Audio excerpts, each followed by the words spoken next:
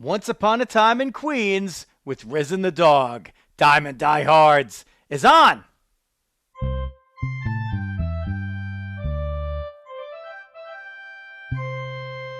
Joe Rizzo here bringing you baseball along with the dog, Jeff Healy. We're going to talk about Nick Davis's 30 for 30 on ESPN. It just ran. It's September 22nd at the point we're doing this, so we just saw it over this past weekend in 2021 as we head down to the end of the baseball season. Happening now, the Mets are playing the Red Sox in real life, so that makes a little bit of sense to rehash and rethink back to what was happening in our lives in 1986. Yes, we're old enough. We saw it. We witnessed it. And right now, the Yankee fan hoping the Mets can help him out with a win over the Red Sox as the Yankees battle Texas. So we're going to do all that. We're going to get to all that stuff in a bit. But we remind you to follow us at Diamond Diehards everywhere on social media, including Twitter, where you could also find the dog at Jeff Healy 8. That's the number 8. And you could check us out at diamonddiehards.com. You pick a social media platform, and we're basically on it at Diamond Diehards, including Facebook, Twitter, LinkedIn, TikTok. We'll probably do another slew of TikToks at some point, but the early returns on TikTok have been good. Instagram and everywhere else. Facebook, join the Facebook group. That's the way to do it. Changing the format a little bit this time now. And we're going to jump right into Veteran of the Day with the dog. Welcome, dog. Thanks, Riz. Fun one here. Our veteran of the day today is Major Eric Schuler. He's a 20-year veteran of the New Jersey Army National Guard. He's a Operation Iraqi Freedom veteran, and he now gives back with American Red Cross, including helping down at Joint Base McGuire-Dix Lakehurst, supporting the Afghan refugees who were just brought over in the evacuation from Kabul. Eric actually served with way back when, probably 15 years ago. I had not seen for 15 years. I was down beginning of the month doing some stuff with Team Rubicon down there, and it was absolutely great seeing Eric there again and continuing to get back. So Major Eric Schuler, New Jersey Army National Guard vet, and our veteran of the day. So, dog, for the viewers, they could see it, but for the listeners, can you say what you're repping on your shirt and hat? Yeah, I'm double up here. So I got my U.S. Army hat, so the generic hat on there, and then I've got my Team Rubicon disaster response with the Jeff on there. So the Team Rubicon responders or volunteers are called gray shirts because we all wear the gray shirts that go out there. It's a probably 2/3 veteran and 1/3 kick-ass civilians, as they call it. It's almost like a civilian National Guard where they go and they do disaster relief. They started in the Haitian earthquake, and now they've got operations going all over the place at this point with Hurricane Ida down in Louisiana, where it originally came on shore, and actually up in New Jersey as well, over by just south of Bridgewater. They're doing some efforts there as well. So that's pretty cool. They're also involved with the Afghan refugees down at Fort Dix. American Red Cross is in charge of all of it. And we were helping to run a warehouse. So pretty cool. Cool. Thanks for your service. Okay. Thanks, man. Once Upon a Time in Queens, dog. On a scale from 69 to 86, how would you rate it? It's gotta be an 86 since that's the nearest and dearest to my heart. Yeah, great show, right? We were all looking forward to it, and it's nice to see it really come through and pretty much everything you could really hope for within it. The self-proclaimed Emmy Award winner, Lenny Dykstra. I don't know. You and I were discussing this sort of in our pre-show meeting, like who really was the star of that thing, and I felt like the guy that just always engages me is Doc Gooden. Like for some reason, like I never seem to expect that much candor from him, and yet like I'm enraptured just to hear everything that the guy has to say, and like he's just eloquent about things that were great, and he's equally eloquent about things that sucked. Like when he talked about missing the parade, and Oh like yeah. you can't get that back. Like I was like, now listen, I'm a Yankee fan. Full disclosure, not only I'm gonna be, I don't even know if you know this, dog. Not only am I a Yankee fan, I was rooting for the Red Sox in that series. I was the See, in the documentary, Oh, it so makes you, that's it so makes unhealthy. you. I know, but I couldn't help it. That was what I like. I really didn't like the '86 Met team. Like they just, I just didn't like them. In retrospect, I liked them a lot more, but I was not ready, whatever, senior year of high school, me working at the CVS in Paramus Park, was not ready to accept that Met team. And truthfully, like the Yankee Red Sox thing, like it wasn't what it eventually became yet. Like you were still removed from '78, and as a Yankee fan, like I didn't have as much animosity for them because like when that happened, I was like when '78 happened, I was like 9 years old. So yeah, it was great, and like we held that over the Red Sox, but it wasn't what it eventually became, where both teams got really, really good, and then the Yankees would just beat them every year, and then the curse of the Bambino and all this other stuff. So it's a little juxtaposition to just assume that every Yankee fan was like, "Oh, I got to root for the Mets now." I don't really I where I came from in Bergen County, I don't think it was that unique that I was like not wanting the Mets to win it. Well, you're rooting against the Mets, not necessarily rooting for the Red Sox. Is that fair to say? That's fair. Yeah, that's a good way Yeah. to put it. That's a And good way to I put it. gotta say, I mean, the Red Sox team was, I mean, that's thing that's so great, and that you'd love to see us expand on that, but you just remember how awesome the '86 postseason was in total, right? I mean, the both pennant both pennants were unbelievable, right? I mean, Yeah. you had the Red Sox battles. I mean, Hendu with like the huge hits every time after time. The Mets in Houston. I mean, it was all three series were just like all timers. So that's why I think you could easily get swept up into it. Well, I would also, you see some of those guys and you remember how great they were. Like Dave Henderson is now I'm going to make a hockey comparison. And I want to see because we're both hockey guys too. And if you're not, then whatever. I mean, and I'm actually wearing the get the puck out of Get here it out shirt of here. today. Um, I'm going to make a hockey comparison about Dave Henderson, and you tell me where I'm at with this. Dave Henderson was the baseball version of Claude Lemieux. No, no, Yes. he's way too likable to be Claude Lemieux. Come on. No, no, no, no, no, no. Okay, that's All right, fair. maybe a That's different. All right, fair. different way I think of it. But That's the first thing you have to think a of Claude Lemieux. guy, a guy, a guy who was good or very good in regular seasons, but in the playoffs, he was like through the roof. Okay, Like he was like that part's Mr. fair. Clutch. Like he was a guy that in the playoffs you're like, oh, well, where's Dave Henderson? Like he's doing something. Yeah. And Claude Lemieux was like that. Now he had a couple of really good regular seasons, but in the playoffs he was like a dynamo. And Dave Henderson, like I was like harking back to that. Yeah. You're looking and it said, Bruce Hurst was going to win the MVP and blah blah blah in Game 6, and for the World Series. But I'm watching Hendu like go back and make like the Hendu catch, and like he always had these like great videos of, dude. If Hendu was in the NBA dunking contest, like I think he could have won. Like, did you ever see how high that dude could jump? Oh, Like, absolutely.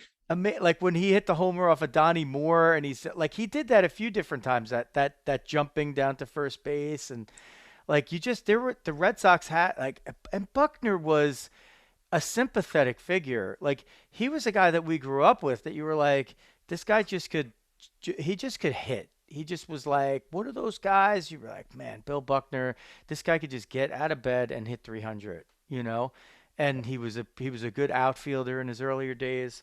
He ended up bouncing around, a few places. Ended up in the Red Sox where he could still hit, and you had some other guys on that team that made it. They didn't have the characters that the Mets have on that '86 team where you could really get like you didn't get too emotional about anybody outside of Clemens, really, right? Like they kind of didn't have villains. Like Dwight Yeah, Evans was a guy everybody respected and liked, right? I mean, you weren't, yeah. who were Jim you be like Rice, right? yeah, Jim Rice. By that Yeah, time, he was. In '78, I mean, I hated Jim Rice, but by '86, I was like, well, he how was could you not respect the guy, a right? historic veteran. Yeah, I mean, and he saved a little kid that time in the stands. I mean, like that. Yeah, So, Jim Rice was even like a sympathetic figure, to some degree, at that point. And the only guy he really had was uh, was Clemens, he was like yeah, always a I mean, dick. he was, yeah, but even he was like, he's what, still a rookie or his second year or whatnot that Yeah, time. Like he was early on. he hadn't really gotten up to that. He hadn't gotten to like the animosity level. He was still just like a great, talented young guy. He did if you watch the College World Series. Okay, Oh, I mean, Clemens was always a dick. Like it's kind of like, but that's fair. what made him great. That's what made him great. And Yeah, then at some point, for the Yankees, he became our dick and, yeah. our problem, Whatever. but I mean, like he was a guy that was like easier to hate out of that team, but like Yeah, out of the rest of that Red Sox team, there really weren't like Rich Gedman. Like you couldn't hate him or like him. Like he just yeah. was Rich Gedman. So, but I have to say, as a Yankee fan, and a baseball fan, I really, really, really enjoyed it. Yeah. And to our level, like it's kind of the one thing I was thinking of watching. I think it was part four, where oh no, had to be part three where they're playing the Astros. Like we're the idiots who are going in and looking at it like, okay, like did they make any mistakes or whatever? And they're playing the Astros and they're showing the rally when Dave Smith is in there, and when Straw is up and he walks Straw, all of a sudden it's not Dave Smith, it's Aurelio Senor Smoke Lopez that's walking him. I'm like, they screwed that up. I'm like, wait, what? Dave Smith was in there and they took him out of the game, and then the next guy's up and it's Dave Smith again. I'm like, they had Senor Oops. Smoke walking Straw like from a different cut. So like that was, and I think like I don't know. I remember Mad Dog saying something. There was one part where McReynolds was in one of the clips, but I didn't really catch that. So, Oh, that's funny. like McReynolds was in like an '86 clip of like maybe just fielding the ball or something like that. But the Senor Smoke walking Straw when it was Dave Smith that walked him, you know that was the only thing I really caught. And like to me, it was just funny because the whole thing was like so good that it Yeah, doesn't really matter. But yeah. And I always thought it was interesting. I mean, despite how much we've seen on it, and obviously as a Mets fan, we've poured over the '86 stuff. Like you still had like new little nuggets coming out that people had on there, which to me is remarkable that you could find still different parts of the stories and stuff. what was your favorite? Or give me a couple. Probably my favorite one, hilarious one. I never connected the dots to this before. Was Clemens in Game 6 going in and shaving his Yes. playoff scruff? That was Oh my awesome, and God. I totally missed it. I'm like, that's right. I'm like, I completely, and like the fact that Hernandez, of course, picked up on everything else, which is like that's so par for the course for Hernandez. As he's sitting there drinking a beer and smoking a bud in Davy's office, Yeah, I know. pissed He's off. he's firing darts and he's like, I can't get out of the seat. The seat has hits in it. And there's Clemens. He went and shaved. Jerk. But we do. I mean, that at least see That's that so was far for the course, though. I mean, that's great. It's like that story totally ties together. right. It sets the stage for Clemens being a dick, which I contend like already he was. But yeah, there were some just really, really, really good nuggets there. Like, and I thought, Mitchell, I thought was also great. I thought they like oh yeah, Mitchell they was delved awesome. into that a little bit, and like they're talking about the interplay with him and Doc and Daryl and stuff, and like Mitchell's like, all right, drink, I and know. stuff like that. That was like some good nuggets because I kind of knew you knew Mitchell as like a talented young guy coming up from the Mets, etc. He could play all the positions. Remember like Vince Scully talking about he played like 7 positions or something insane like that in '86. None of them like particularly well, but but he played everywhere. You know what I thought was a good nugget too? And he hit. I was looking him up. I was surprised actually how much he hit in 86. You forget Yeah. because he was a part-time player, but he really did have a phenomenal year for So Ann Ligori is a name that we know in New York. If you ever him. listen to WFAN, she's not a voice that you would hear all the time, but it's certainly a name that's familiar to us over here. And Yeah. her nugget, I thought was really good. That George Foster pops into the That's George Foster just another great one. Yeah, where did that come from? pops into the press room, and it's like, yeah, don't go anywhere because this game's not over. And like George Foster, who's like Unbelievable, right? that was one criticism that I did hear, that like, so before I watched it, I heard some of the reactions and stuff to it, and like Mad Dog Russo was like, I don't know, there's so much George Foster, and then like he's like, I have no association with George Foster to the '86 Mets at all. And there were like so many clips of him getting hits from, now of course, like for the first episode especially, they really had to set the scene. Yeah. And I like Mad Dog thought it was like overrated, that they did so much of the stuff on Foster, and I totally disagree with that, Yeah, I because disagree I too. think Foster was a huge part of what ended up happening, because the Mets were like never even when they won in '69, right? They never were a destination because they weren't in the free agent era, right? Like they made it back in '73, and then they essentially like nosedived after that, right? So Yeah.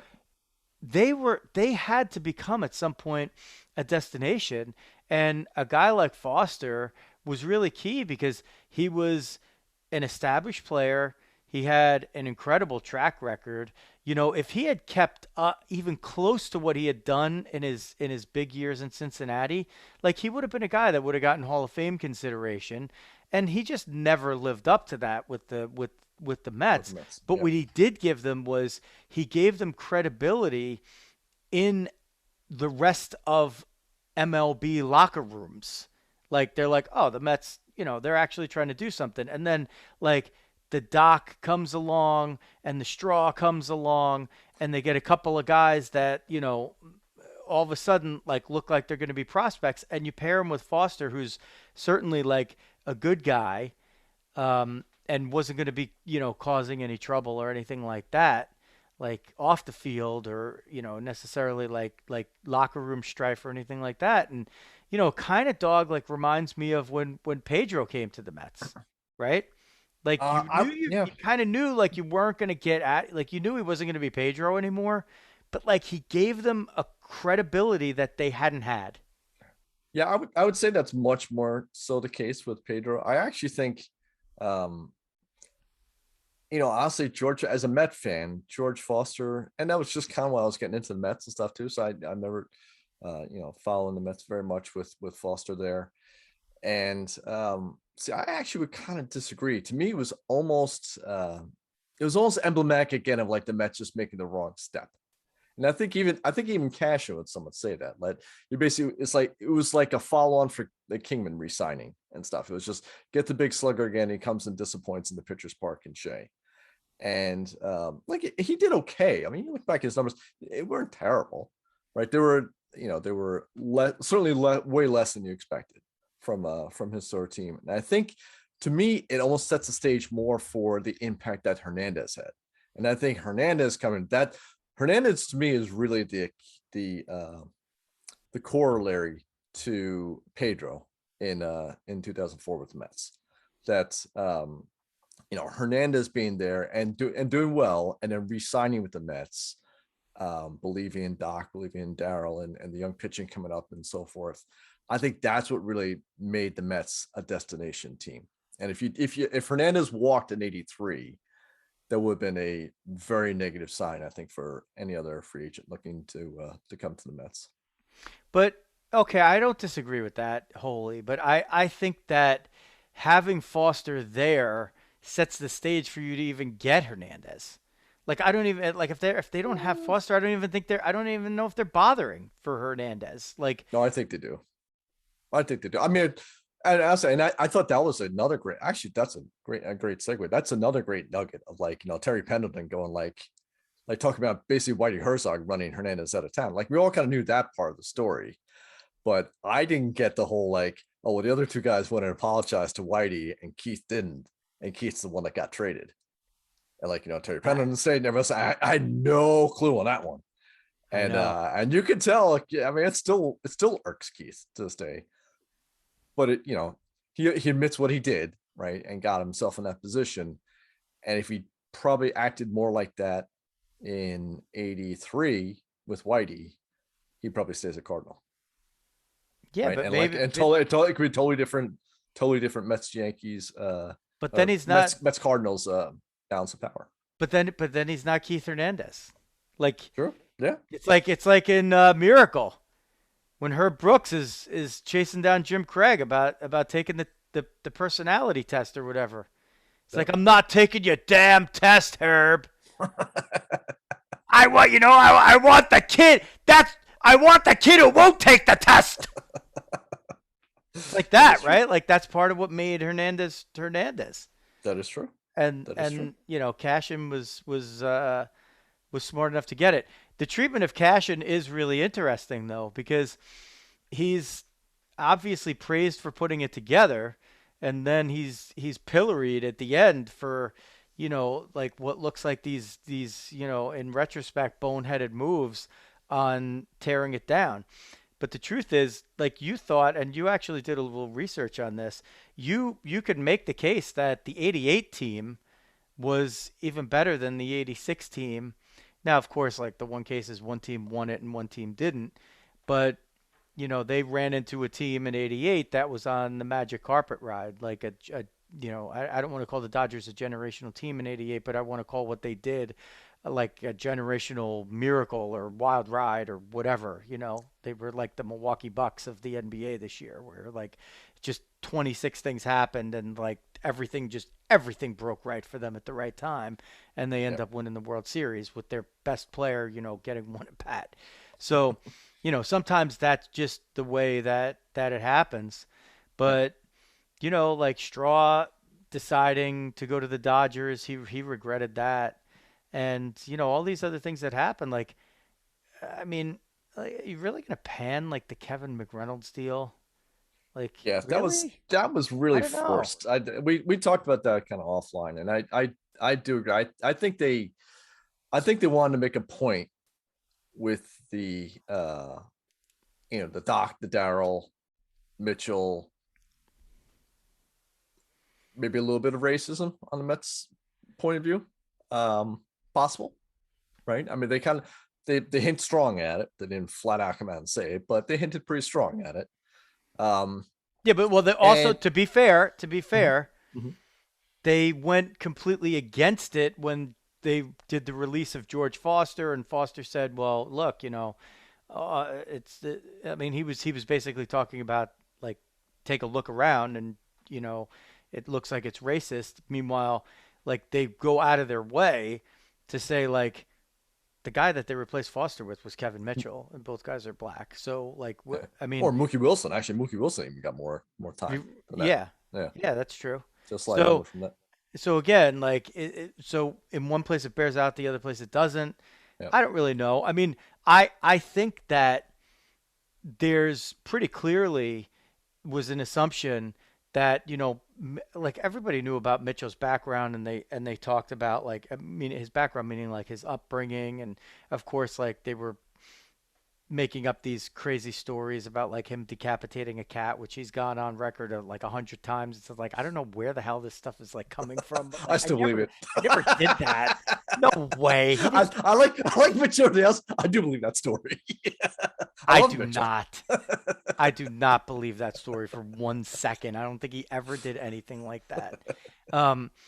But like, yeah, I mean, I do see like that, like you start we got to get Mitchell out of there, and we brought McReynolds in Hojo, and that totally changed and elevated Hojo's time and stuff, and that just falls apart, frankly. I mean, McReynolds was an all-star. He was a fantastic player. Now Mitchell went on to have better years, obviously, longer term down, but to say that was like a breakup of the team or not, completely not. Hojo earned his way out. Hojo was the part of the platoon with Ray Knight. He was pushing Ray Knight out because he was showing that he could hit lefties as well as a switch hitter. So, and it proved out. I mean, we looked at some of the stats later. Hojo continued to skyrocket up, and Ray Knight was pretty much done in 2 years. So that totally doesn't hang together with the story. We sort of talked offline as well. I mean, the real breakdown of that Met team was the Dykstra McDowell trade for Juan Samuel. I mean, any Met fan would tell you that's what killed the '80s Mets. Was that, and it took a year or two for it. It took basically the rest of the year, and they were pretty much done after that point. Then Darryl walked, and it was just, the rest is history, obviously. But like that was it. Like trying to go and say like, oh, that was it, and they took the magic out of it. That part's the only one that was like that's just factually wrong. Just from even when I was following the team growing up and stuff, I'm like, nobody thought that was not the issue. Look, and here's the deal, right? The Kevin Mitchell trade, which was December 11th, 1986. He's with a couple of minor leaguers. Sean Abner. So Kevin Armstrong was the minors. Kevin Brown, I think that was not the pitcher. I think he was a catcher. Sean Abner, who was like a first overall pick, right? Who was a bust. And Stanley Jefferson, the outfielder, who was supposed to be good and like never measured up. They trade him to the Padres for some guy named Adam Ging, who was a minor leaguer, Kevin McReynolds, and Gene Walter, who was a pitcher. Okay, fine. On July 5th, 1987, so this is like 8 months later, right? Or just under 8 months later, the Padres traded him. Yeah. Like so that sort of like gets the Mets and he didn't really do anything with San Diego. And he was from San Diego. Yeah. He gets traded with Dave Dravecki and Craig Lefferts to the Giants for Chris Brown, the third baseman, Keith Comstock, a lefty reliever, Mark Davis, my guy Mark Davis, who won a Cy Young for the Padres, and Mark Grant, a pitcher who's actually, I think he still does the Padres games. Mark Grant, I think he's a guy on Twitter that I enjoy following, and okay. Then that's where he becomes Kevin Mitchell. Yeah. But even then, he doesn't, become Kevin. I mean, well, let's see. Yeah, it's kind of like 89, 90 from what I remember. Like that's where he just like goes parabolic. Like 88 season, I think was strong. 89. Like 89, 90 was like sick. Then I was actually surprised how fast he kind of tailed off. I was looking at like I had sort of in my head that he had maintained like crazy numbers for a long time, and he had kind of like more of like a 4 or 5 year sort of like arc. Yeah. He went 47, 125 in the MVP season of 89. 291, 388, 635 slugging led the league. 1.023 OPS, 192 OPS plus, 345 total bases, 32 intentional walks. And he won the home run and RBI titles as well. So that's like it was an all-time season. Yeah. However, 1, 2, 3, 4, 5, 6, 7. Those 7 categories from 1989 are his only career black type. So he didn't play more. He played 154 games that season. The previous season he played 148. The season after he played 140. Other than that, I was surprised. I looked it up. I'm like, it really wasn't. He played 131 games in the 87 season, split between the Padres and the Giants. And he played 113 in 1991. Those are the only times that he cleared 100 games in a season. Like, in the first year. And the first year in 86 with the Mets, he had 108. So he didn't have this career that you thought that he could have had.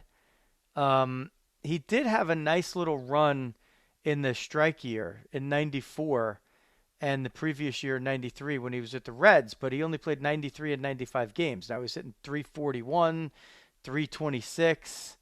In 96 he's hitting 300, and he's also like hitting home runs and having good slugging numbers. So he had some very good years after that, but he was doing it in like limited time. So it's hard to it's hard to really kill the Mets so much when the Padres, ended up, sure, they traded a future MVP, but they got the Cy Young Award winner in the deal. Like, it's kind of a good deal for the Padres too. Like, if they could do it again, they might not have done it, but at the time, sure, like, geez, this is what you want, and they get Mark Davis. But Dog, let's take a second to think about at that time when Kevin Mitchell got traded. He really could have used FMSgraphics.com to maybe say print up change of address things, or hey, I've been traded, find me here. I'm Back coming home. in 1986, yeah, he could have done I'm coming home. He could have gone to FMSgraphics.com for all his printing and promotional needs. Then or now. I know the internet, Al Gore, I'm not sure if he had invented it by 1986. There was some kind of internet going on at that point, not the one that we're familiar with today. Nonetheless, FMSgraphics.com, your place to go for all your printing and promotional needs. A family-run, family-owned business for over 50 years. So they were around in 1986. Well, it wasn't around in 1986, but what would have been great then, and I would have loved to have one in my high school, age bedroom or our dorm rooms at Fordham. These sports maps would have been phenomenal. Sick. There Sick, would sick. have definitely been a Yankee Stadium one, and there would have been a Shea Stadium one for sure, and there probably would have been a Giant Stadium one. So sports maps, sportsmapz.com, a wonderful piece of art for your home, your office, your home office, your dorm room, your bedroom. Go check them out. They have so many things. It's not just baseball. It's football. It's even horse racing. They got so many great things there. Check out sportsmaps.com.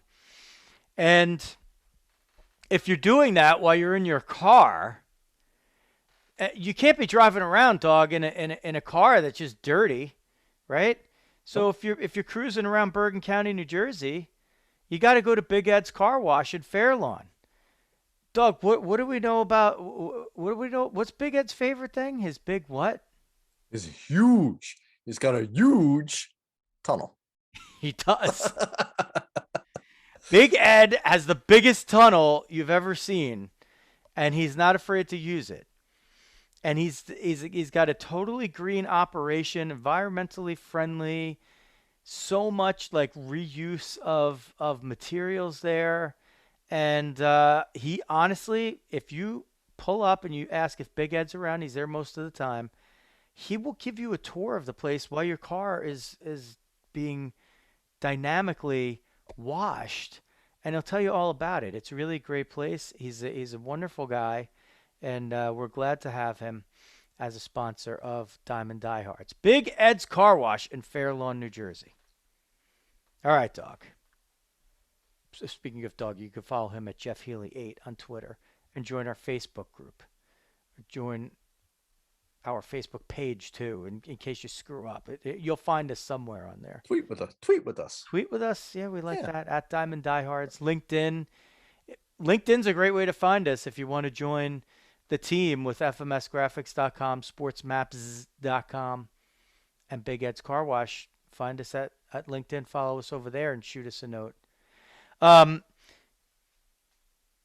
Dog, the 86 Mets, led by, when you would say that, you would say led by, after you watch the documentary, you'd say led by Gary Carter and Keith Hernandez. But at the time, as a fan, you would really feel like Doc and Darryl. Would you agree with that? I disagree, actually. I actually, at the time, would have said the leaders of the team were, I was more Hernandez than let than me Carter. let me take away led. Let me tell you, headlined by. When you thought of those Mets, didn't you really think of like Straw first? Yeah. Okay. That's fair. Okay. Yeah. Now I'm going to ask you a little Doc. question. I was pitching guys. I would probably have said Doc first, but they're both 1 and 1A. Mm-hmm. How many MVP votes for Straw in '88? how many, like what place he was in, or how many Yeah, votes did we he get off? well, you could say how many even points, what place, like where do you think he placed in He was, 86? I believe, if I remember correctly, I think the Mets kind of hosed themselves that year because if I do remember correctly, I think Darrell was second and McReynolds I think was third. No, no, no, 86, 86, not Oh, 88. you said 88. 86. I'm sorry. Oh, I oh, meant oh, okay. 86. I meant 86. Okay. Bad job No, by me. Bad you job by never me. know. Oh, that's a goodie. That's a goodie in 20 86. led the team with 27 homers, second with 93 ribbies, stole 28 bases, which was 3 less than Dykstra. I'm gonna say he was like 259, 358 on base, 507 slugging, 865 OPS. Also led the team in.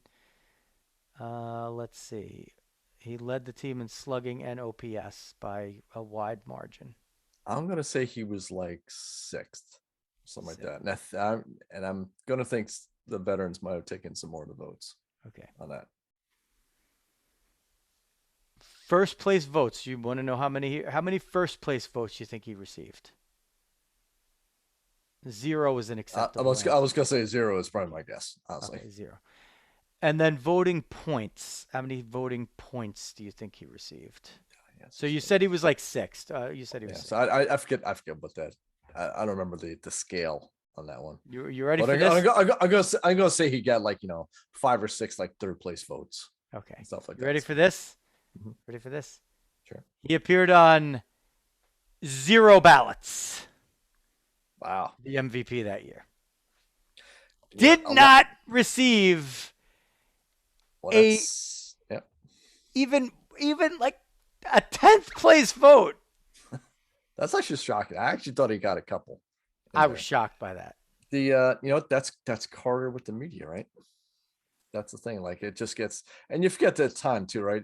I think it was harder for a rookie or younger player to get voted up. Now, I don't know if that maybe is.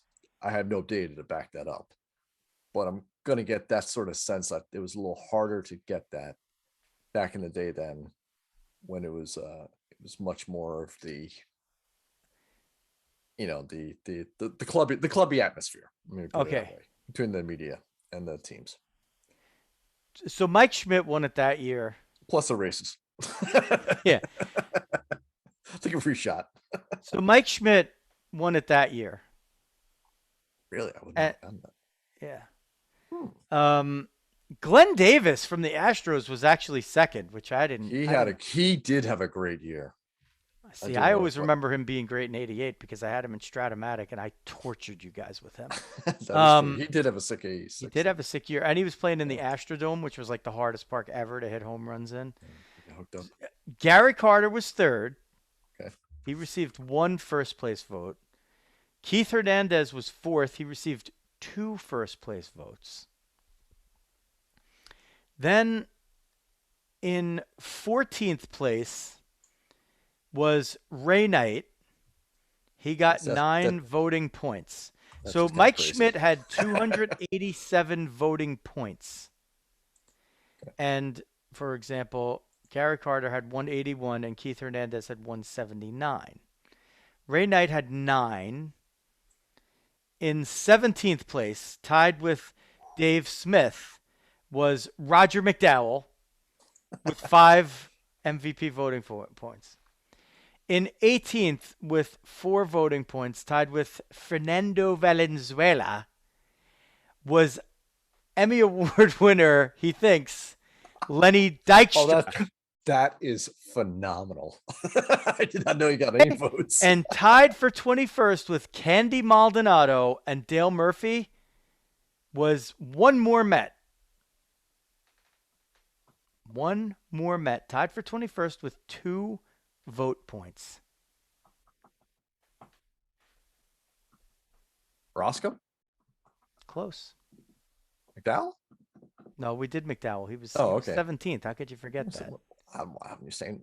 I don't know. Yeah, you had me with closer to Roscoe. I'm like, all right. Who else did? who are we thinking of? You're even warmer. I'm blanking on here. Darling? You're still warm, but you're less warm. I'm getting less warm now. I don't know, dude. I'm too tired. I got up way early for this. He Plus, I wore was looking. Calvin Ziegler's number. Mets second round. Oh, he did. That's right. Oh, Bobby he did. O. Bobby O did Yeah. have a great. Bobby O did have a solid year. I certainly wouldn't think of him in like the MVP sort of standing on it, but I get that. I do have to say I looked up Schmidt's numbers. His numbers are pretty sick. Yeah. I mean, he was great. I mean, even at that advanced year, 37 homers, like 930 something OPS.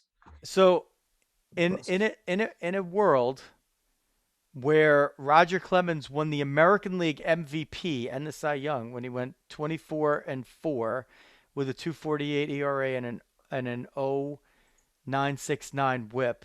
Although Ted Higuera was 15th and he led the league in WAR for the then American League Brewers.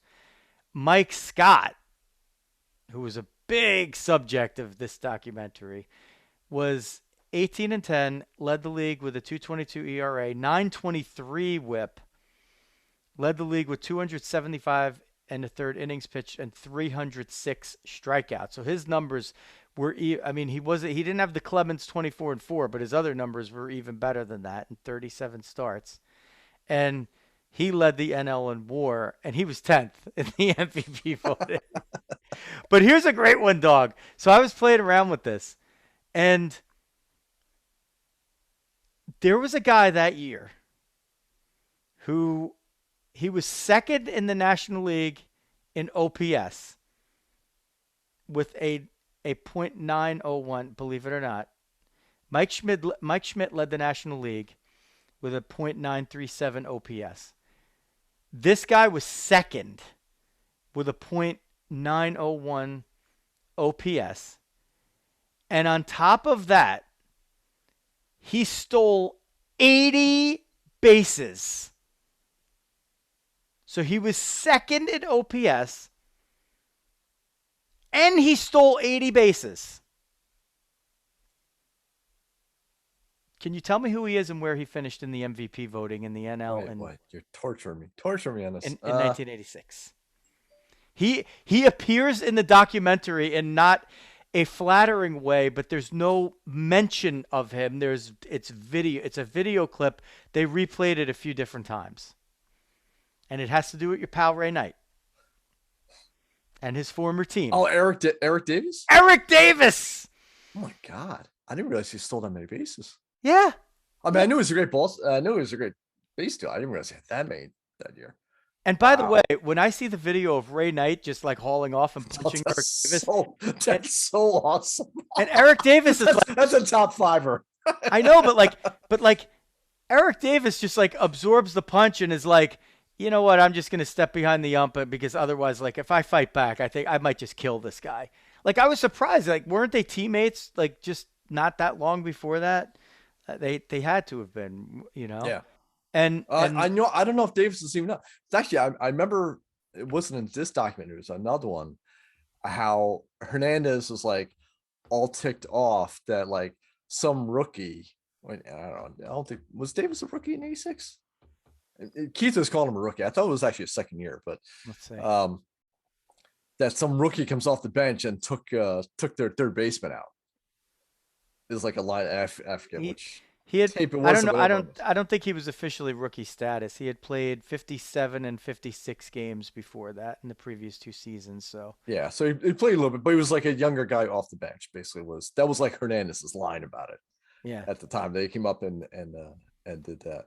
So he may not like Ray Knight may have barely even known him, right? Because maybe Knight had been traded at that point. So like, yeah, he was a guy who came up and had a cup of coffee with him, but so and how about this?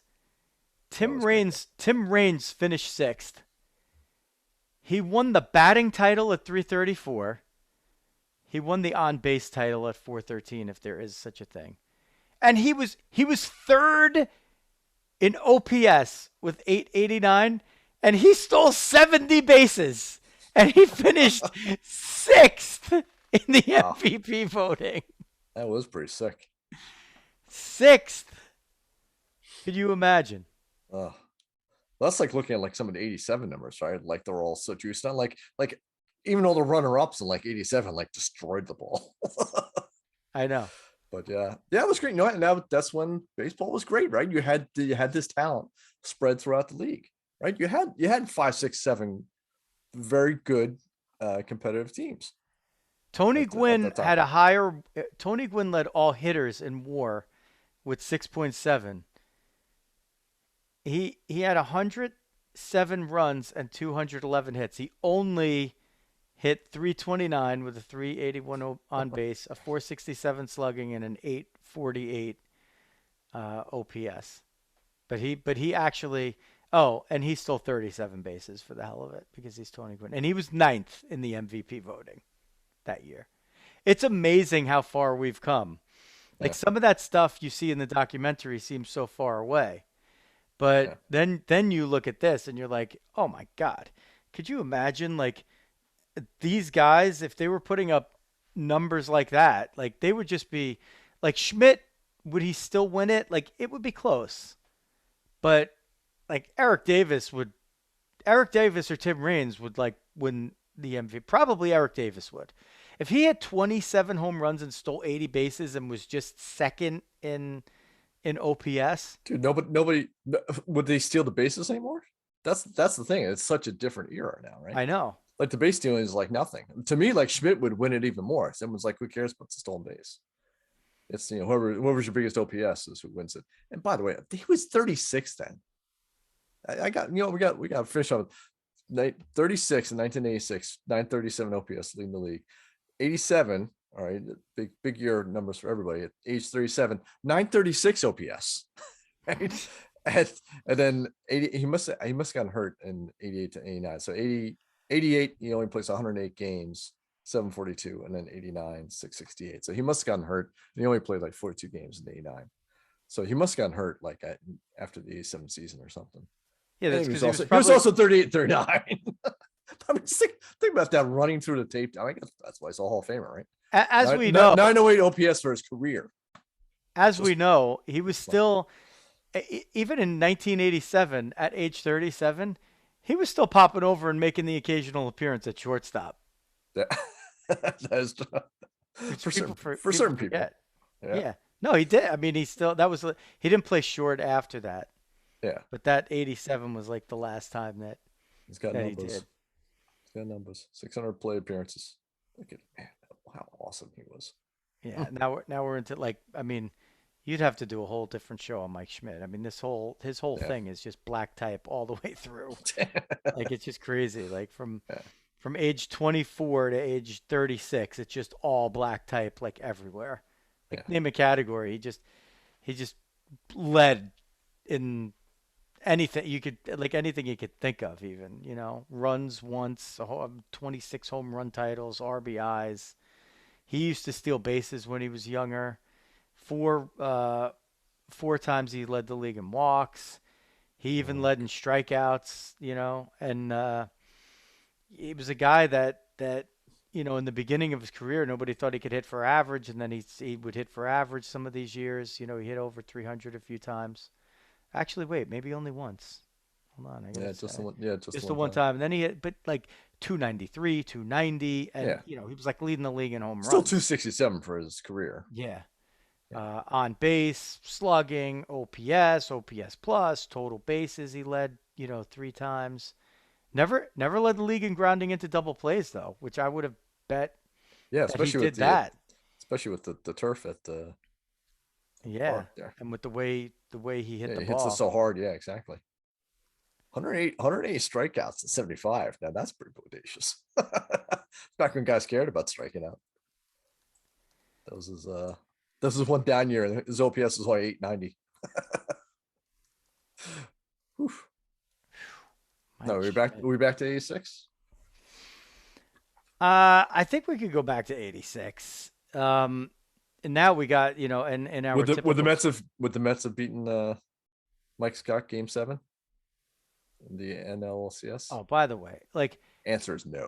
And even the Mets say that.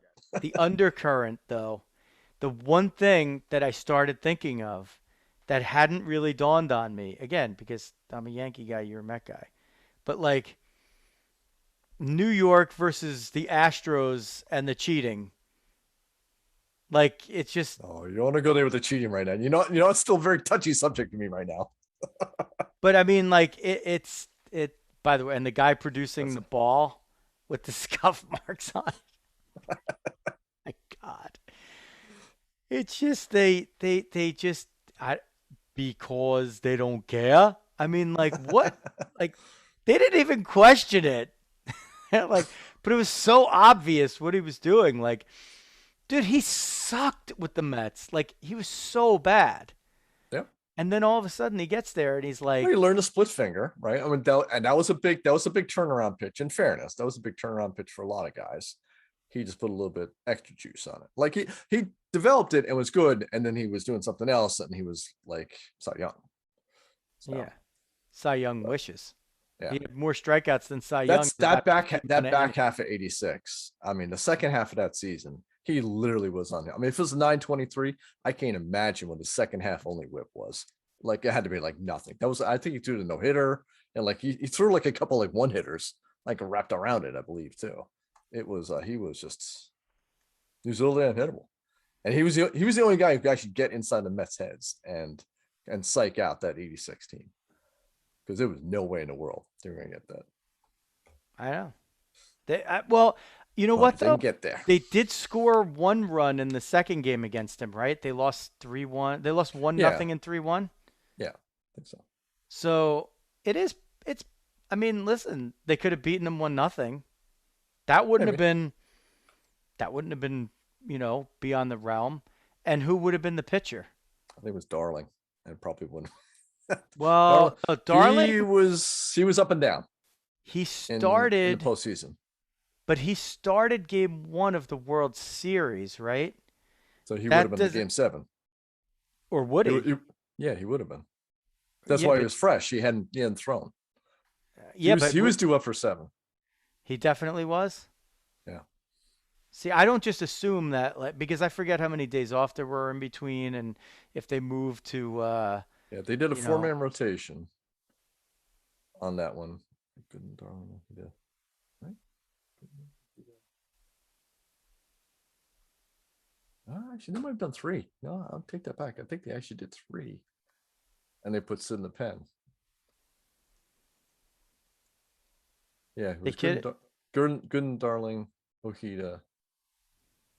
And yeah, I think that was it. I think it was just 3-man rotation. Now I think about it.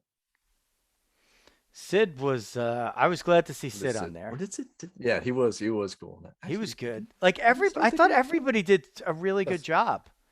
You were right. Backman was very even killed. Where was he?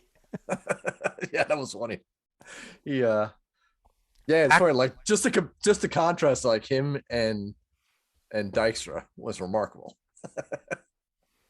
I thought on the series. So that was he was great. Eddie Lynch. Dog, actually, I loved Eddie Lynch too. He was a big fan of mine when I was just getting into the Mets too. Steady Eddie Lynch. Let's put a pin in it there for a moment, and when we come back, we're gonna have a little special guest who was in the house during most of those games in '86 that were at Shea.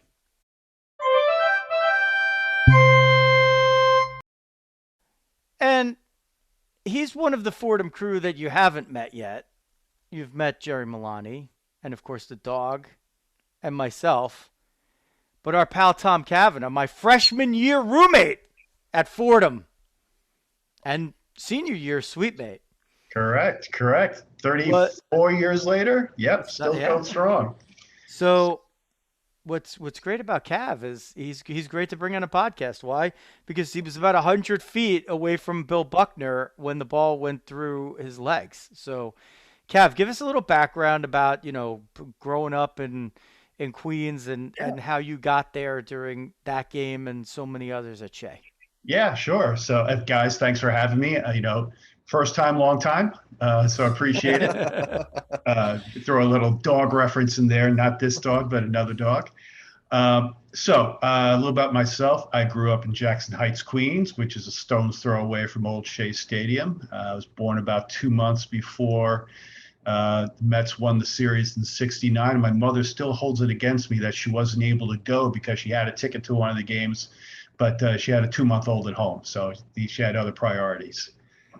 So growing up, I started off actually as a Yankee fan, but so I was rooting for them in '77, '78, and '80. Then they started trailing off, and I started going to games. So I started becoming a Mets fan around '83 or so.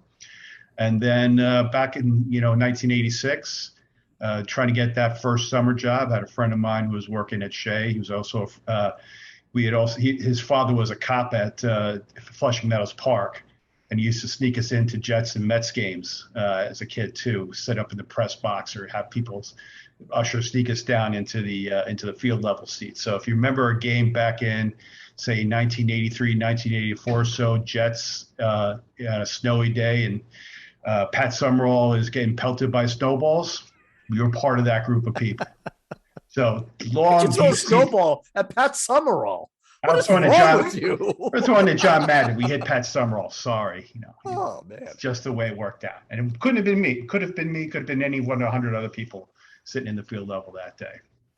So anyway, got the job selling whatever they would have me sell for Harry M. Stevens, which is the precursor of a lot of the ones who are today. Harry M. was actually the first concession stands for sports going way back to like the 1880s. So Ebbets Field, I know people who were selling hot dogs for the Dodgers in the 1940s. Just kind of all circles out. If you were a kid in Queens or Brooklyn, you had one of those jobs at some point in time. So working that summer was absolutely awesome. Got to see some great baseball.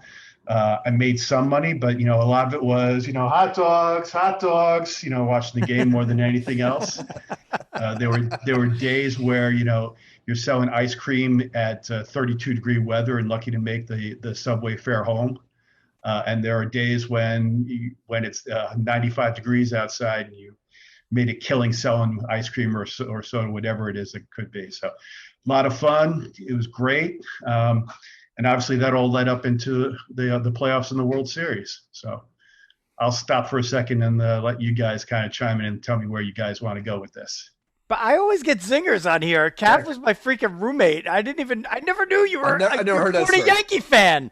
You didn't know that? Well, got to keep some secrets. I guess that was kind of me too. I was a Yankee guy till like '82. Yeah, I think part of it was. I was a Jet guy until '83 for the Giants. Well, part of it was my mother was, as I said, was a huge Mets fan, so it's obviously a reaction against her. And my beloved Irish grandmother was a huge Yankees fan. Mickey Mantle was her favorite player because they both had osteomyelitis. So I probably just kind of geared more towards my grandmother because she's always sitting in front of the TV watching the game while mom was making dinner. So I just kind of watched with her. So then I guess we get into the playoffs. Obviously that was tremendous. We just had that special one on ESPN, the 30 for 30, which was awesome. I think I saw a lot of things that I probably saw for the first time because I was working, I never actually saw those games on TV until about a year ago when they started putting them onto Sports SNY while the games were not being played during the pandemic. So it was interesting to see it from that perspective. Yeah, so we've been going over a lot of the stuff, especially like the zingers and the things we didn't know, and we covered a lot of ground on it. So you're there, you're catching the vibe of everything that's going on in the stands, but your zinger story is that like you were so close to Buckner, right, at the time that it happened. Yeah, well, I actually had two parts of that story that may actually be kind of interesting. So by the way, it's like if you know how like in the documentary there's like certain people they bring out, like Cyndi Lauper appears, whatever. Like we have Cav. That's like he's our guy that like we're like, okay, we got to get, like we're doing something on the '86 Mets, like we got to get Cav on. So Cav's here. Were there. They couldn't get me. They couldn't pay me the per diem, so I settled for you guys. Okay, so part one. Okay, so first of all, and I'll do a couple things first. Before you, when you were working for the vendors as male vendors at Shea Stadium, The locker room was all the way on field level, right-hand side in fair territory. So you remember that big oval around? We were right at that very end looking into the dugouts right back there. That becomes important in a moment. So once you got that, you were changed into your uniform, you got that, the creamsicle orange jersey, the white pants, the blue smock and the hat and all that stuff. They sent you out and they had you sell first scorecards.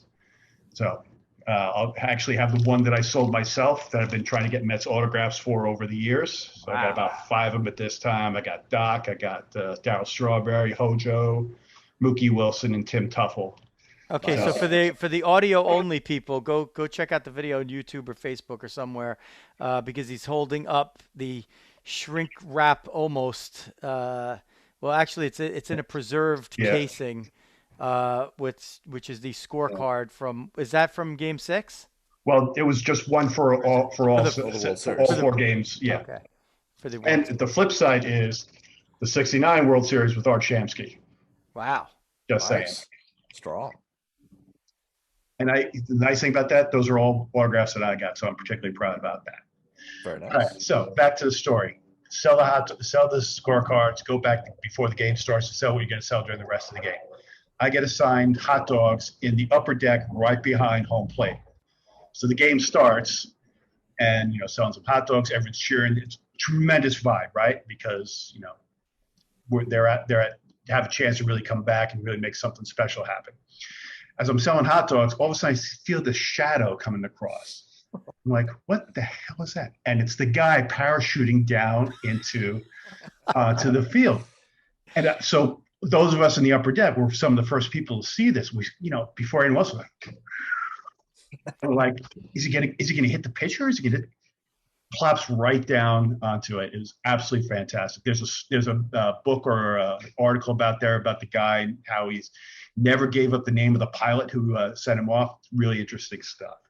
But I mean, if you want an example of what the vibe was as a Mets fan in 1986, that's it. Never happened before, will never happen again, but it was just absolutely incredible. So anyway, the game's going on, you're selling, the game's going back and forth. And the deal was that once the 7th inning was over, you were done for the day. You went back, settled up, got changed, and you could do whatever you wanted. So we do that, go back out to like I said, the locker room is over on the right field side by the foul pole. Get changed into our normal clothes. And we know the ushers, right? Because we see them all the time. They're like, all right, sneak in, whatever. So we go down the right field side, me and my buddy, and get about first base or so.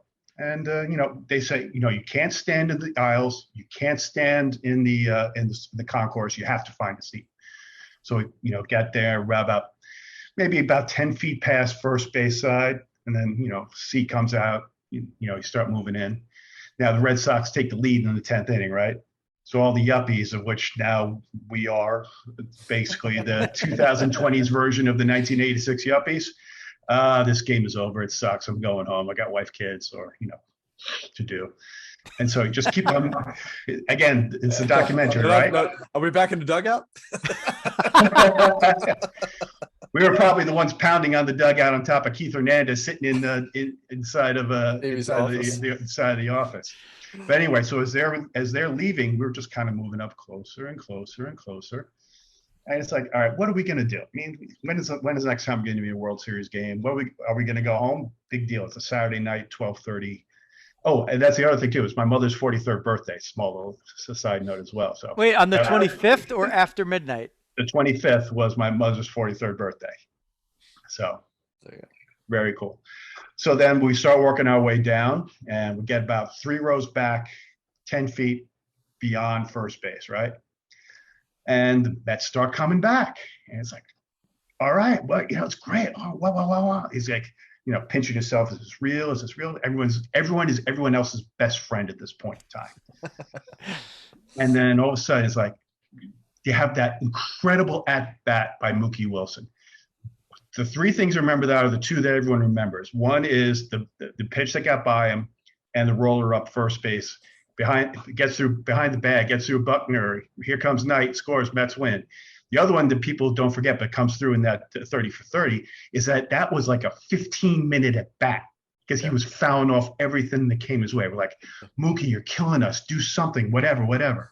Mookie would never walk. You know Mookie's swinging. Once it's 0-2, Mookie's gonna swing forever. He's like, no one's gonna punch me out. I'm gonna strike out or I'm gonna do whatever. So anyway, the ball goes back by home plate, and everyone's cheering. And it's like, great, yes. And everyone's like, we're gonna win. It's like, realize it's still only tied at that point in time with 2 outs.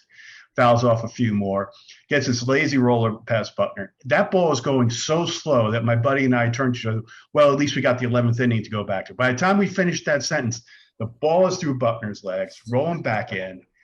Everyone's like going absolutely nuts. And I originally said 30 feet. Now I'm back to 50 feet is from Bill Buckner. That's my story, and I'm sticking to it.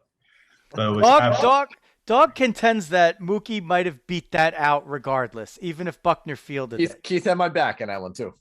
He would have been safe at first, but Ray Knight would have been stranded at third base. Absolutely. Well, no, Knight was gone. He was at third already.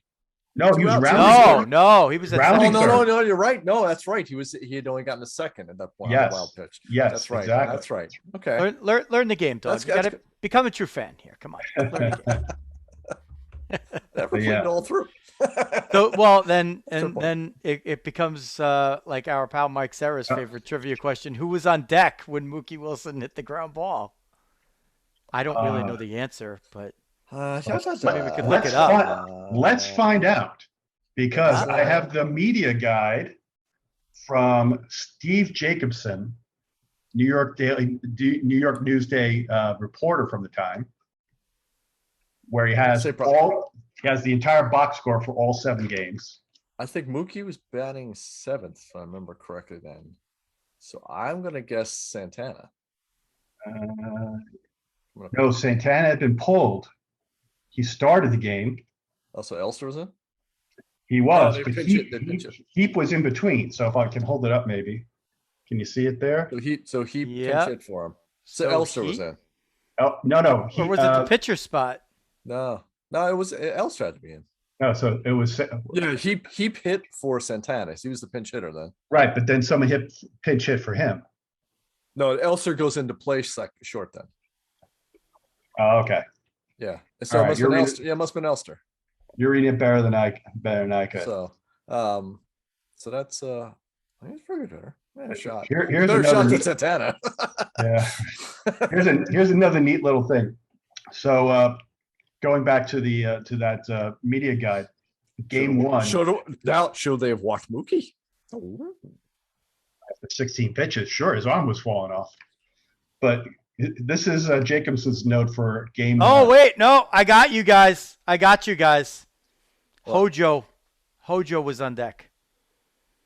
Santana started at short. He pinch hit. Elster came in. Hojo pinch hit for Elster and went in and played shortstop.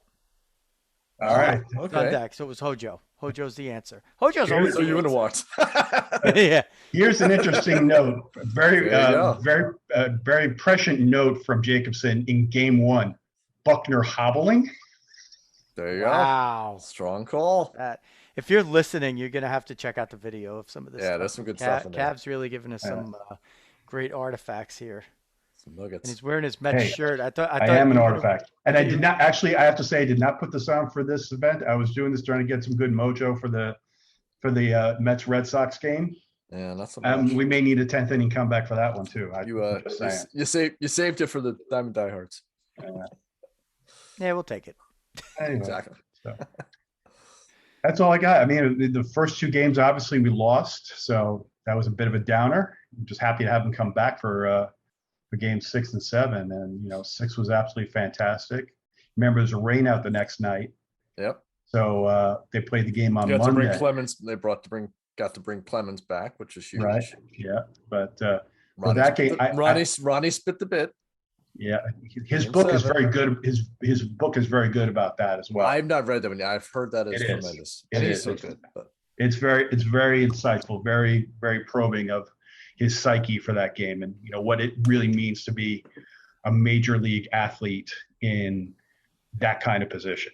And he was a classic guy, right? He always like sort of absorbed the pressure. Like he was such a smart guy and such a smart player and stuff like that. Yeah. Like he would overanalyze himself to death. Yes. And that comes through in the book. So well worth reading. What's interesting is I heard Nick Davis on with Mad Dog, by the way, and he was talking about, and Dog was like, how do you not cover the rain out and, all that meant and whatever. And he said basically it was just like the ESPN time crunch. Like he's like in the unedited, like 6 hour and 54-minute version, it's not only covered, but it's covered deeply. But it'll be the box set. So Cav with the interesting tidbit that the night of the game that he was there was his mom's 43rd birthday, but the game ended after midnight. Right. Which means that it was a young Debbie Rizzo who was not Debbie Rizzo. It became her birthday. Oh, okay. So we got that going for that us. That night, the 26th, was her Sweet 16 party, and her brothers wouldn't talk to her because they were going to get stuck at her Sweet, and she's a Met fan. They were going to get stuck at her Sweets, and she would never come on like Cav would to like tell the story. It would be so much better if she told it, but like I'll just have to tell it. By the way, one of the last little 1986, but you see the little bobblehead behind me? Mm-hmm. That is the second spitter, Roger McDowell, from a Cyclones game. So I always have that like ready, just hit me in the back of the head, back and to the left. There you go. Or I may be screwing that up, but I always have that. Another Keith Hernandez reference. So her brothers are mad. They won't talk to her because that's her Sweet 16 is going to be that night. They get rained out. She's off the hook. Nice. It happens on, instead of Sunday the 26th, it happens Monday the 27th. That's right. Where is 17-year-old Joe Rizzo that night? Where is he, Dog? Not studying. Big hint. Giant game. Dog gets it. Yep. Which is that was in the video. That was in the video too. Yes. That was in it. Yep. Which I have the Giants hat on, Dog, leading up to the. So I'm wearing the Giant hat, just anticipating this moment. We've done so much forethought and planning into this episode. It's very distracting for us. and a trivia one on that too. When the Mets won, it confused the Redskins so much they got a false start. Look it up. True story. I believe it. True story. Yeah, that was like it was funny because Red Sox are getting a little revenge tonight, by the way. Yeah. 11-2 after the drubbing last night. 34 years too late, just saying. Exactly. The interesting thing was the reaction in Giants Stadium. It wasn't like as overwhelming as you would have thought. Like all Yankee fans, right? Not all. No. Most Giants fans are Yankee fans. It was probably a harder division back then. Yeah, I mean, I think people would cheer for it, but you're at Giant. They give the Rizzo golf clap. No, as I went over with Dog earlier, I was the Yankee fan that was sort of rooting Yankee fan for the Red Sox, but more against the Mets. I was on the side of my Ted's my friend Ted Takvorian's favorite player, Oil Can Boyd. I was he's a big Oil Can Boyd guy. Yeah, he saved 86. I learned something from that series about Oil Can Boyd that I didn't know. He was basically drunk that game. They couldn't get him out of the. I did not know. Did they say that in the thing? That didn't come up in the documentary. I don't know about that one. You know, I may have just read it in the past week. Maybe after. He came out, I'm sure he did. I think there was one game in that series where he was, we'll have to go back and verify it, but he was. Maybe he was coming in relief. He might have been coming in relief, like in that could be. That could be.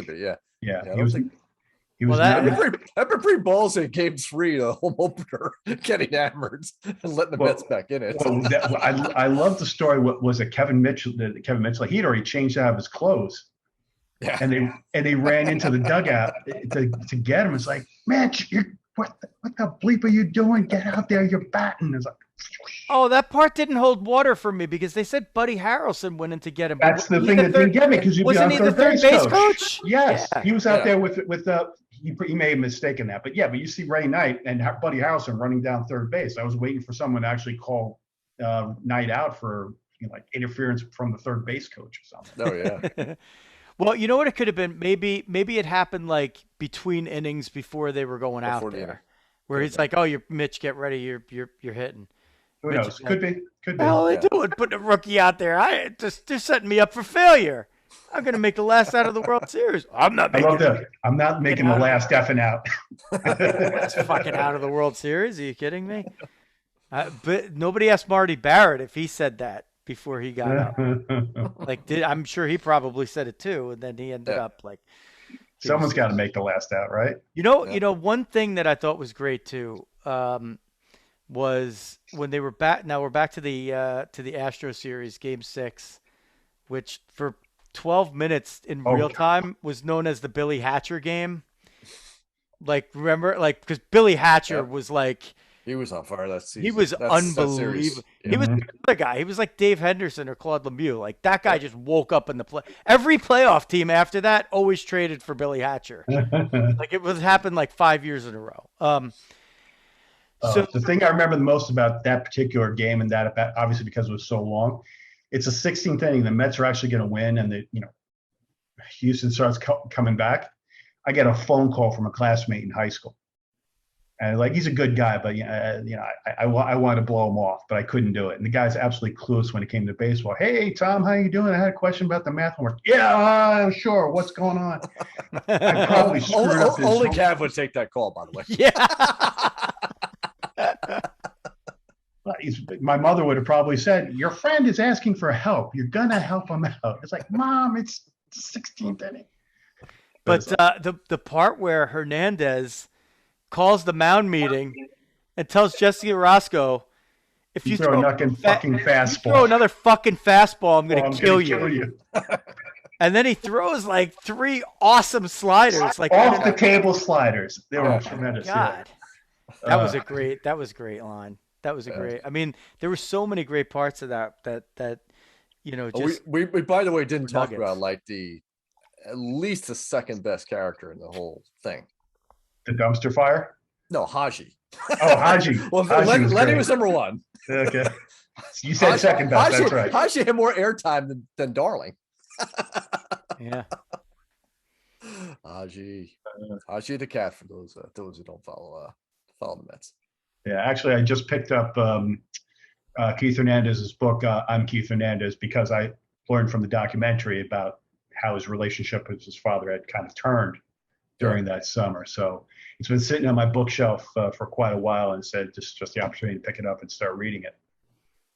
Yeah. Well, then you come back and give us a book review. Maybe Sure, we'll have absolutely. Keith, see if we could have Keith on. With Haji. Yeah. Oh, one of the first things I'll tell you one little tidbit from the book that started, because it's going to be particularly relevant for you guys. He gets set. He's on the plane going out to Florida for the first time for spring training, and he gets to the hotel and he starts unpacking his bag.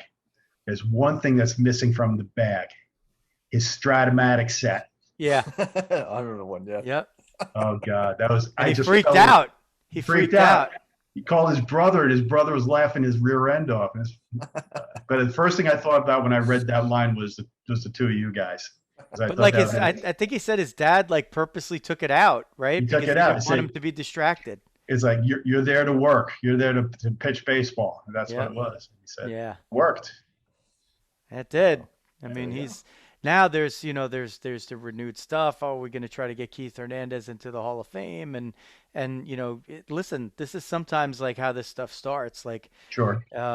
You get a documentary like that, things get a little bit of wheels, but there isn't a veterans committee anymore, is there?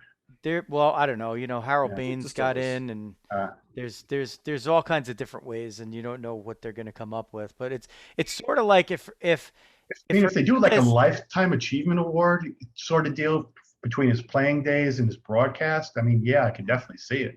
But if Hernandez gets in, Mattingly goes with him, and if Mattingly gets in, Hernandez goes with him. Like it's kind of like those guys are just so tied together. And when Mattingly is Mattingly, he's Cornwallis.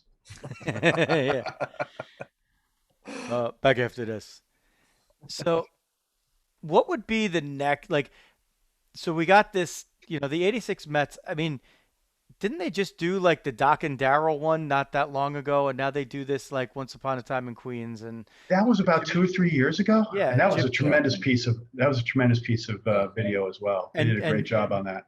Jimmy Kimmel and Cousin Sal were behind, part of the Yeah. production of this with Nick Davis. Although Cousin Sal said on Bill Simmons's podcast that, he's like, I don't know why they really like kind of needed us, because it seemed like Nick could have just probably done it himself, and he's done other stuff. But whatever, it ended up being being what it ended up being there, which was great.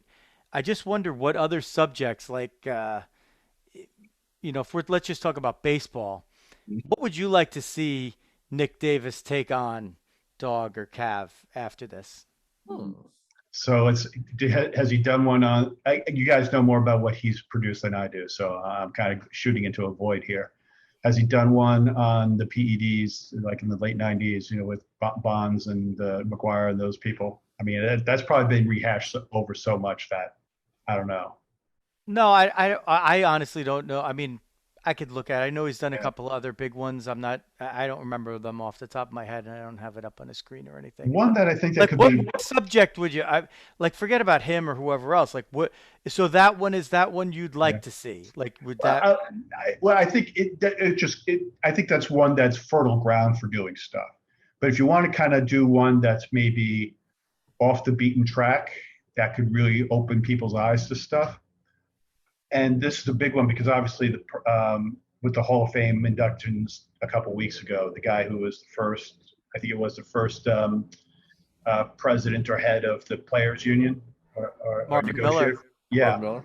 talk about the creation of free agency, the strikes that went on, when he had the year we had the replacement players. Maybe do something in that and how we get to where things are today. I don't know, something along those lines. But how do we turn from a time when the highest player member of the '86 Mets was earning like $1 million, $1.5 million, to that being a guy who's been in the league for 4 years and hitting 250. Maybe something along that. Just an Miller. idea. I think Miller would be an interesting one. I mean, it really is the most amazing part of collective bargaining that you've ever seen in the U.S. economy. And I mean, that paved hands the way. down the most powerful union. Yeah, and it paved the way for all the other sports to do the same thing. I mean, NFL and NBA wouldn't be where they are without what what MLB went through in the '70s. It's tough though, because you don't have him there, right? And he's your primary guy, so Yeah. you don't have him, and so many of the people. Yeah, you're talking like interviewing the people who were there and involved with that sort of thing. Yeah, like I a lot get of what you a mean. lot of the people, like a lot of the principals that would be really good are just not with us anymore. How about again one that we remember quite well, the World Series between the A's and the Giants with the earthquake. That's probably been done a few times, but that might be interesting too. As painful as it be, I'd love to have one on the '88 Dodgers. Yeah, And yeah. that run. I'm like, I've never really seen that, and obviously I've only experienced it from the other side. That's got to have some remarkable stuff. Plus, you get like Vince Scully in for like a little voiceover, which would be fantastic. I think that one would be fun. I'd love to see one too for like, the rise of the reliever. And like you still have you still have enough of the guys around to kind of talk about it, like the Gossages of the world, and leading to Eck and leading to things like that, and sort of the transition in base. And you could wrap it around the transition in baseball from the starter going 9 to the specialization of pitchers in baseball. Dog, I think you hit on one that would be absolutely wonderful, and I think it'd be one where they could just put the subject in the chair, turn on the camera, and walk away. Fordham University's own Vin Scully. Yeah, Yeah. I'd love to see that. Just let him ramble. Let him talk about anything. Talk about being a broadcaster, talking about the Dodgers, talking about New York in the 40s, 50s, 60s, moving out to the transition from New York to Los Angeles, and anything, because the there's, I love listening to Gary Cohen, Keith, and Ron Darling talk about baseball. Let's face it, Vin's the guy. He's the one who's, the classic example is literally by himself. Yeah. He when he could talk about a pitcher tying his shoelaces and make it sound interesting. All right. It's interesting that you guys, that you bring that up, Cav. That's a great one. One of the things that I think about Dawg a lot of times, and we talk about it offhandedly, but when we think about getting guests for the podcast, and we're not really guest centric. Like, we get guests sometimes, and then we'll do those shows, but more we just kind of look at baseball and what's happening, or do a live show for live streaming during games and kind of react to it. But I do think a lot, especially about with some of these players that are our contemporaries, being around and being kind of available and willing to do this stuff, like how it's sort of like important, at least to me, to chronicle what some of these guys would say and their experiences, going back to like when they were on the field and what they did even after their careers, and just getting some of those experiences out there in a, like, just for the purpose even of like archiving it, Yeah. And we've had a few. I mean, we haven't had any like superstars or anything, but like, Greg Olson won a Rookie of the Year. I mean, he talked about what it's like to be in the majors. And a lot of these guys will go on a lot of podcasts or shows, or even start their own. And, Jeff Fry's an interesting guy, right? Like, we had him on, he's got his thing going as well. But I'd like to be able to do more of that with some of those players, and even get into discussions about this. Like, Doug, wouldn't you love to ask like Mike Cameron about, Mike, who would you like to see a 30-30 on? And then he might be like, the Reds, when he was in the Griffey trade to the Mariners. Like, I mean, that might be a phenomenal one for all we know. So yeah. Like, I'd like to ask those guys those questions, but I'd also like to get more of these guys on, just for the purpose of having that record there. And now, listen, I can't say that my kids will listen to it in 40 years because they were great baseball fans, but somebody might. Somebody who's interested. I mean, somebody put a video up of Ty Cobb talking about his 3-homer game today, and it was like 94 seconds of an interview with, probably a 60-something-year-old Ty Cobb. And I was like, I had to watch it like 3 times. I'm like, this is like Ty Cobb. This is Ty Cobb. Ty fucking Cobb, like, just sitting there talking like, like the pitcher was right that day, and the wind was blowing the right way. And, we happened to have a discussion about the long ball, and then, 3 went out, and he had 16 total bases in the game. I mean, like, and it's Ty Cobb just like talking about that, right? Like, we see some of the stuff like the Babe Ruth clips. It seems like every clip of Babe Ruth that's ever been out there, like, we've seen and we've heard it probably 100 times. And, you never really get sick of watching it, but it doesn't just come up like every day. So many of these guys have such great stories. And it's great when we see somebody like, as talented as Nick Davis, who can really chronicle it and get these guys together and put it up and make it look great. But, I'd like to do a little bit more of that. All due respect to Cav, you're a great guest. Glad to fill in. No, not a fill-in. I was telling Dawg, I'm like, we got to get Cav to talk about 86. It's like the perfect time. Plus, it's another, the fourth of the Fordham Crew to make his on-air debut, right? There you go. We got to get Father Russ on one of these days. Well, that's, we might need a little prayer for that one. If we were doing the Cowboys, he might be better. All right, I think we could probably wrap it up there. We'll keep Cav through the. I would just say, if you want to have him talk about Frankie Frisch, talk about Cardinals. Yeah, that's true.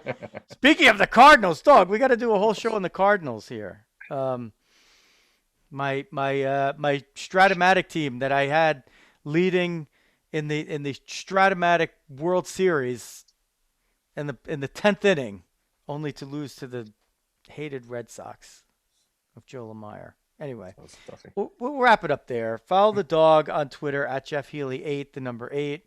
Cav's not a big social media guy, but if you want to go find Thomas Kavanagh on LinkedIn and say, hey, I saw you on Diamond Diehards. Can you make me rich? Got a couple million. Can you slush it Yeah. away somewhere? And Our here's your taxes man. going up. We'll get you a few basis points. Or you know what? If you're in the city and you want to go meet somebody for a beer, Cav's your guy too, because you're not going to do Just better about than it. that. I was just about the other one there. You're not going to do better than that. So yeah, you could, we thank Cav for coming on. You can follow Diamond Thanks for having Diehards. us. You're welcome. You can follow Diamond Diehards at Diamond Diehards everywhere. Twitter. I handle the Twitter. You can check us out there on Facebook, LinkedIn, TikTok. Big on TikTok. Big on We're TikTok. influencers. Uncle Paul, by the way, feeling a little bit better, but we send you, Uncle Paul, we send you well wishes once again. A little friend of the show.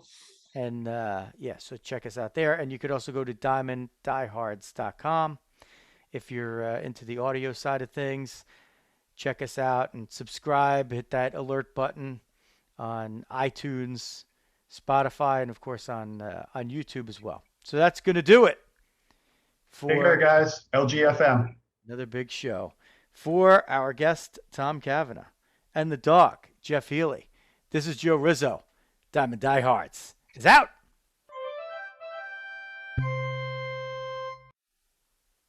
Awesome.